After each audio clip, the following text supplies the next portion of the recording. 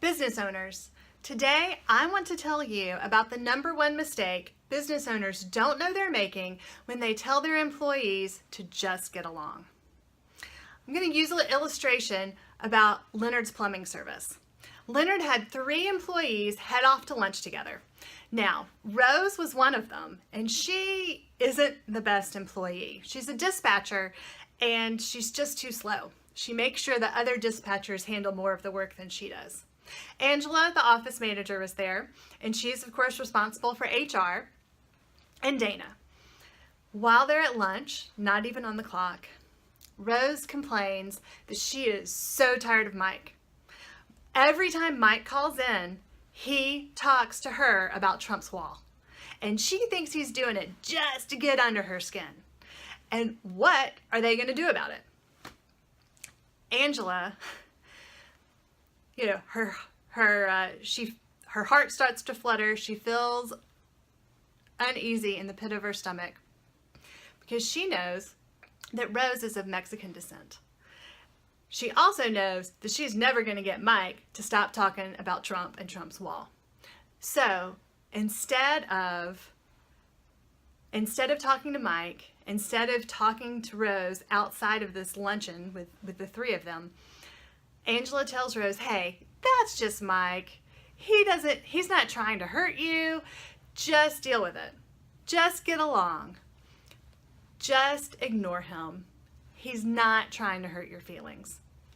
Period. End of story, right? No. Rose did not get any better at her job.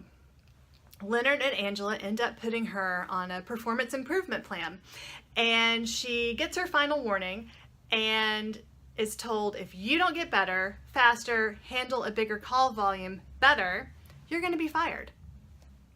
That is when Leonard ended up with his very first EEOC charge. And this is what things like that sound like after an employee has gone to an attorney or gone to the EEOC. I was hired as a dispatcher at Leonard's plumbing service. Soon after I was hired, Mike started subjecting me to derogatory comments about my race and national origin. I complained to Angela in HR, and she told me to just deal with it. After I complained, I was written up, and my job was threatened in retaliation for my complaint of harassment. I believe I have been the victim of racial harassment based on my race and national origin in violation of Title VII of the Civil Rights Act of 1964. I further believe I have been the victim of retaliation as prohibited by Title VII when my job was threatened after I complained.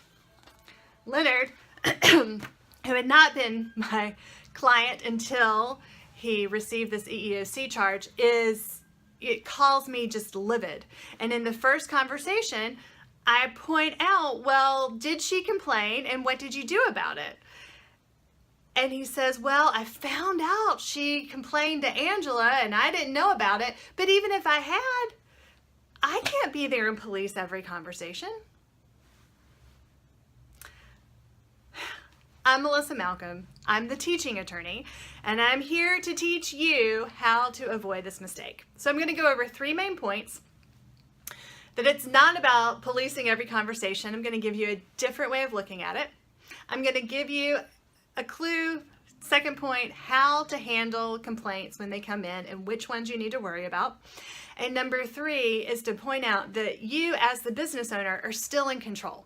This is not something that you have to handle in some prescribed way each and every time. You get to handle it in a way that you find reasonable. So, how to think about complaints of retaliation and discrimination and harassment. It's not, your job as the business owner is not to prevent every conversation that hurts someone's feelings from happening in your workplace, or every touch, or every request for a date. Your job is that when you should know about something, when it's reported to a manager or reported to HR or talked about in front of you, when you should know about it, you are in charge of your reaction. All you have to worry about is how you react when you hear about it. And then, so moving on to number 2. How should you react?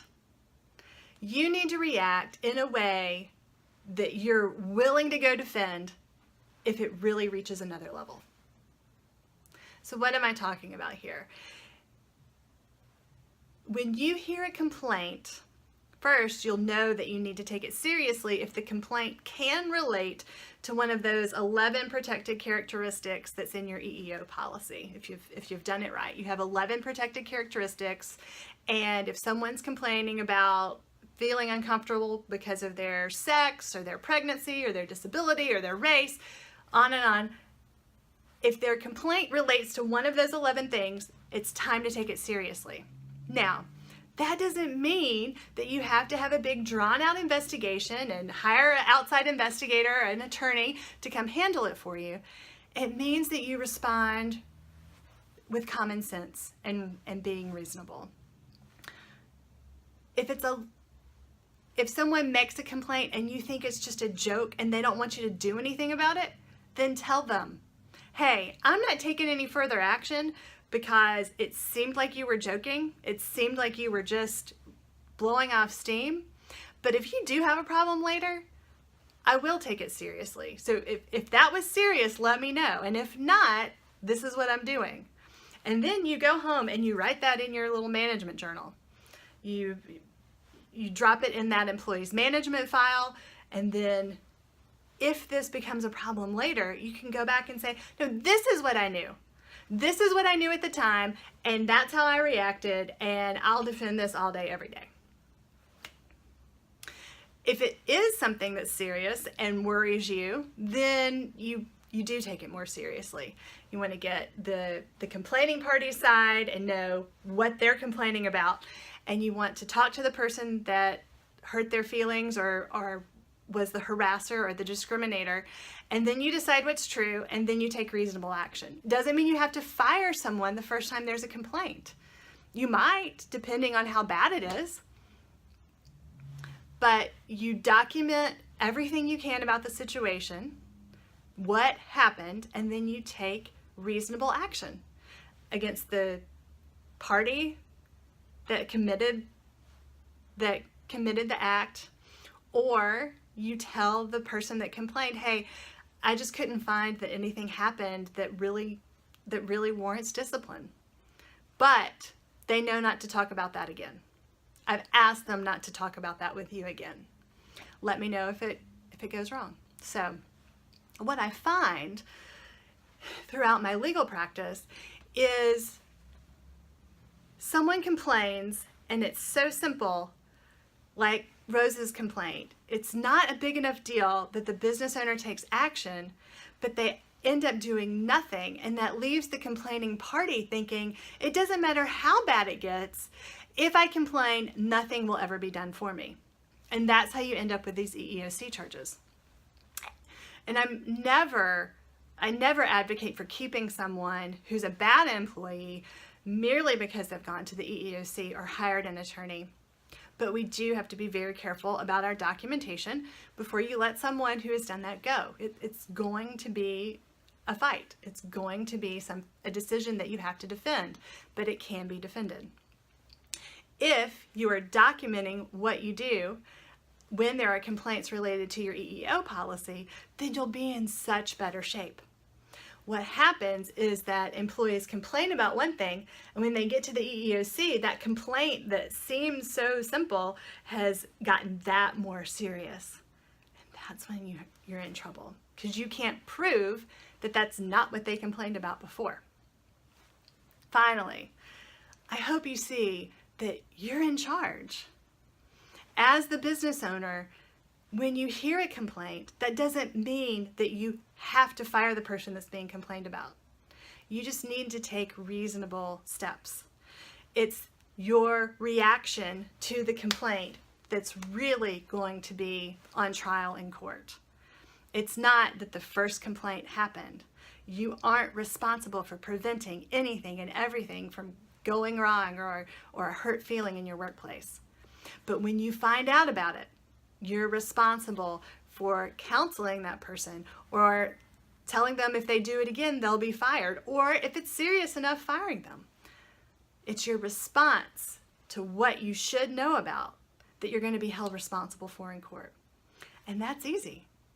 You just make sure when you get one of those complaints, hey, can I document what I know and why I'm taking the action I'm taking in a way that I feel comfortable with that becoming public 2 years, 3 years down the road. If you've received this video anywhere other than an email from me, then I encourage you to please sign up for my email list. There are tips and tricks that are just too sensitive for me to publicize on YouTube and Facebook. So if you'll join my list, you'll get special tips and tricks and learn lessons that you as a business owner need to stay safe. There's a link in the description, and you can opt in there, and then you'll get everything from me, all my free stuff, and special offers on some paid things to help your business.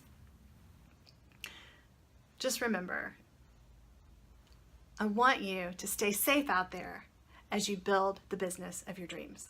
Thank you.